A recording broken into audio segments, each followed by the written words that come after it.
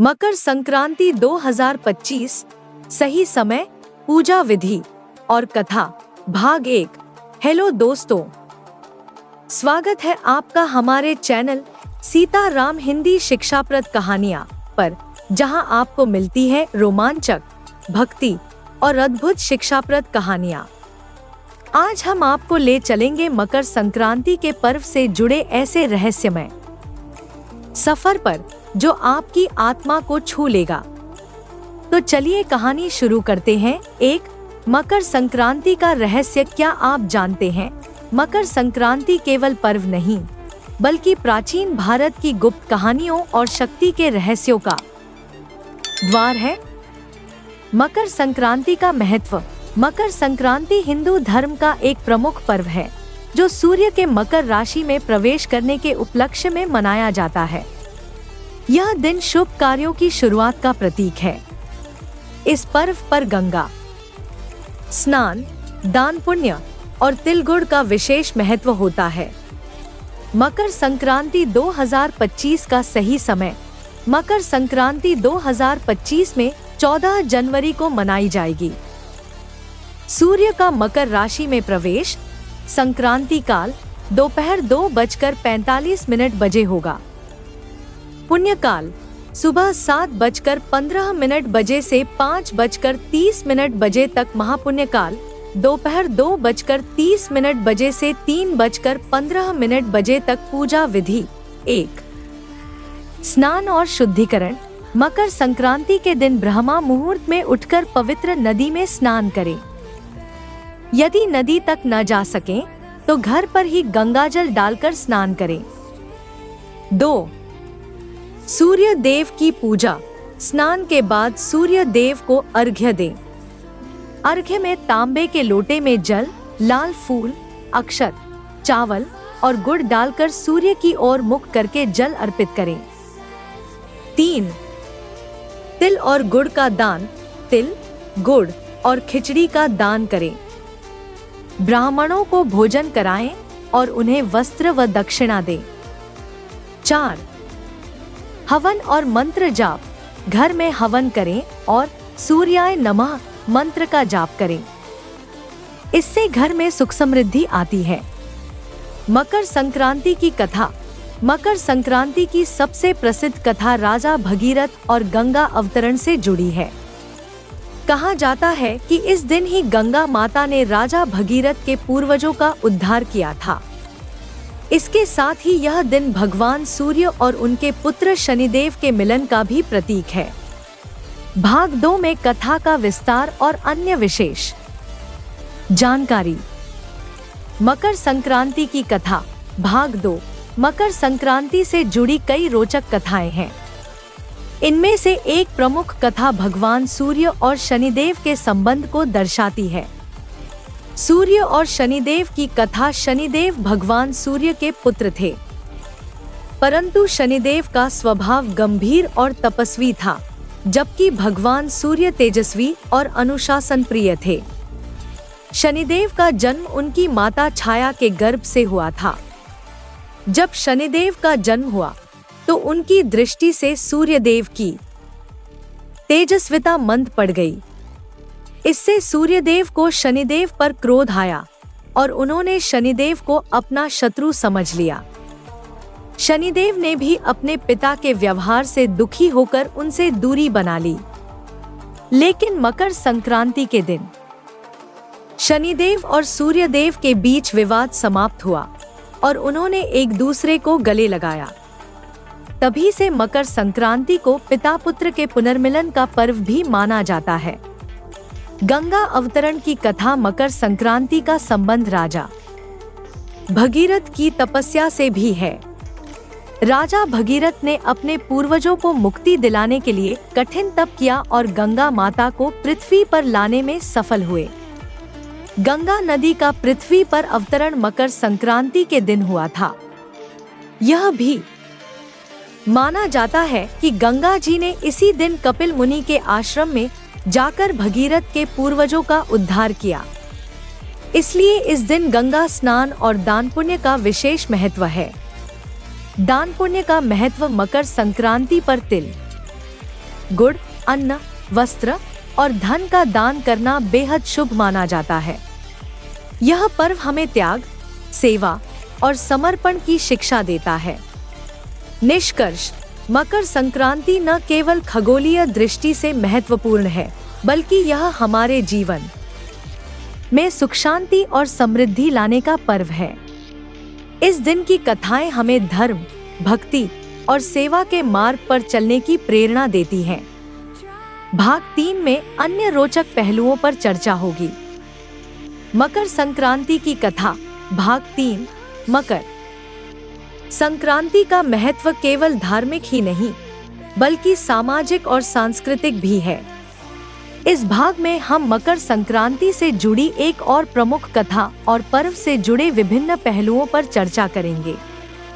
भगवान विष्णु और असुरों की कथा। एक अन्य कथा के अनुसार मकर संक्रांति के दिन भगवान विष्णु ने धरती पर फैल रहे असुरों का अंत किया था। उन्होंने असुरों के सिरों को काटकर मंदराचल पर्वत के नीचे दबा दिया। यह दिन अधर्म पर धर्म की विजय का प्रतीक बन गया। भगवान विष्णु की इस विजय को मनाने के लिए मकर संक्रांति पर हर्षोल्लास के साथ त्योहार मनाया जाता है। सामाजिक और सांस्कृतिक पहलू। 1। तिलगुड़ का महत्व। तिल और गुड़ से बनी मिठाइयाँ इस पर्व का अभिन्न हिस्सा है। यह केवल स्वादिष्ट भोजन ही नहीं, बल्कि आपसी प्रेम और सौहार्द का प्रतीक भी है। लोग एक दूसरे को तिल गुड़ देकर कहते हैं, तिल गुड़ लो, मीठा बोलो। 2। पतंग उत्सव। मकर संक्रांति पर पतंग उड़ाने का विशेष प्रचलन है। आकाश में रंग बिरंगी पतंगे उड़ाते हुए लोग अपने उत्साह का प्रदर्शन करते हैं। पतंगबाजी का यह आयोजन सामूहिक आनंद का प्रतीक है। 3। अलग अलग राज्यों में मकर संक्रांति। पंजाब, यहाँ इसे लोहड़ी के रूप में मनाया जाता है। उत्तर प्रदेश और बिहार, खिचड़ी पर्व के रूप में। तमिलनाडु, इसे पोंगल कहा जाता है।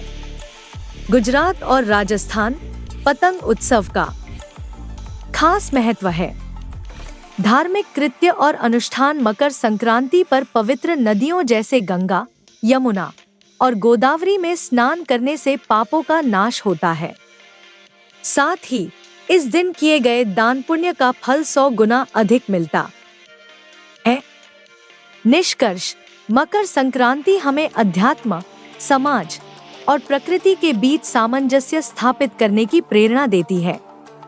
यह पर्व जीवन में सकारात्मकता, शांति और समृद्धि का संदेश देता है।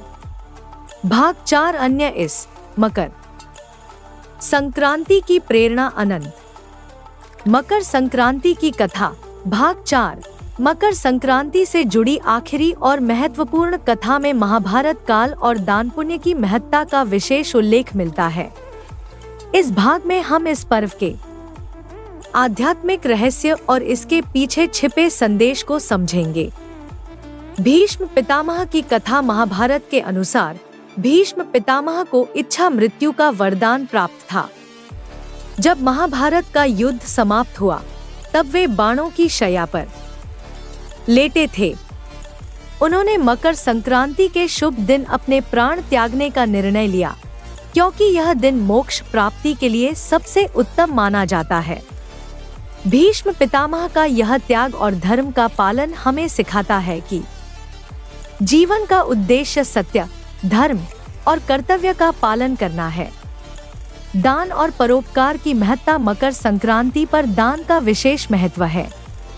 इस दिन तिल, गुड़, अन्न और धन का दान करने से पापों का नाश होता है और पुण्य की प्राप्ति होती है।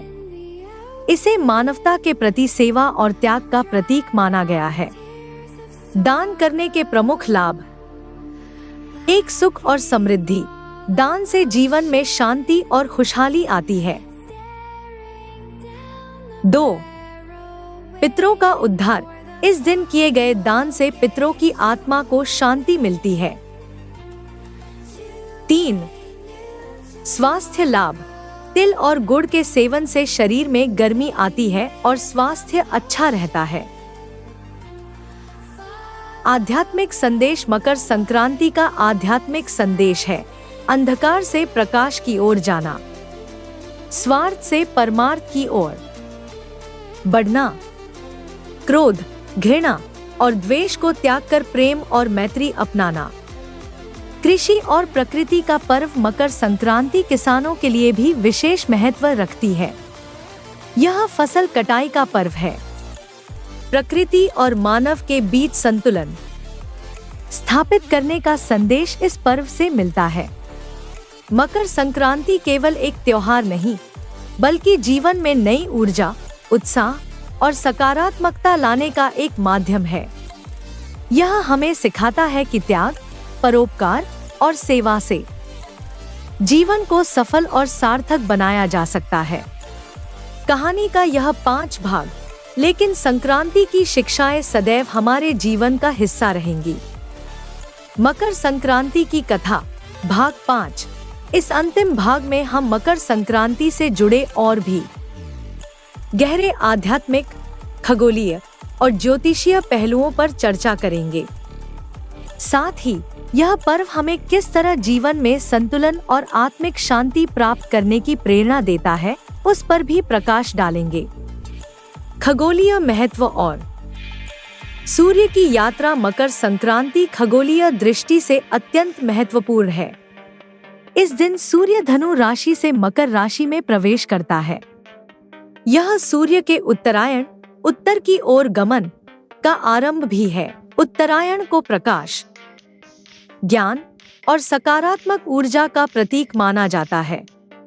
इस समय से दिन लंबे और रातें छोटी होने लगती हैं, जो जीवन में नई शुरुआत और प्रगति का संदेश देते हैं। धार्मिक महत्व। देवताओं का दिन। शास्त्रों के अनुसार मकर संक्रांति से देवताओं का दिन उत्तरायण शुरू होता है। इसे पुण्यकाल माना गया है, जिसमें किए गए कार्यों का शुभ फल शीघ्र प्राप्त होता है। इस दिन शुभ कार्यों जैसे विवाह, गृह प्रवेश और धार्मिक अनुष्ठान का विशेष महत्व है। पर्व में छिपे गहरे संदेश। एक, धैर्य और प्रतीक्षा का महत्व। यह पर्व हमें सिखाता है कि जैसे फसल बोने के बाद कटाई का समय आता है, वैसे ही जीवन में धैर्य रखना जरूरी है। 2, सकारात्मक ऊर्जा का स्वागत। सूर्य उत्तरायण होकर जीवन में सकारात्मक ऊर्जा का संचार करता है। यह हमें हर परिस्थिति में आशावादी बने रहने की प्रेरणा देता है। 3, परिवार और समाज का महत्व। मकर संक्रांति सामाजिक एकता और भाईचारे का पर्व है। इस दिन सामूहिक भोज, दान और उत्सव यह संदेश देते हैं कि जीवन का आनंद तभी है जब हम इसे दूसरों के साथ बांटें। योग और ध्यान का महत्व। मकर संक्रांति आत्मिक शुद्धि का पर्व भी है। इस दिन योग और ध्यान करने से आत्मा और शरीर को शांति मिलती है। सूर्य नमस्कार इस दिन विशेष रूप से लाभकारी माना जाता है।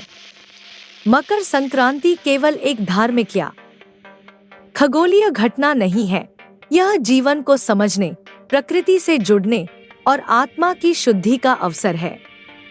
यह पर्व हमें बताता है कि हर अंधकार के बाद प्रकाश आता है और जीवन में हर कठिनाई के बाद सफलता मिलती है। इस प्रकार मकर संक्रांति की कथा और इसके संदेश अनंत हैं, जो हमें जीवन जीने की सही दिशा दिखाते हैं। दोस्तों, क्या आप तैयार हैं मकर संक्रांति के इस अद्भुत और रहस्यमय सफर में हमारे साथ चलने के लिए? तो बने रहिए और चैनल को सब्सक्राइब करना न भूलें, क्योंकि आगे आने वाले भाग में होगा ऐसा खुलासा जो आपके जीवन को नई दिशा देगा। जय श्री राम।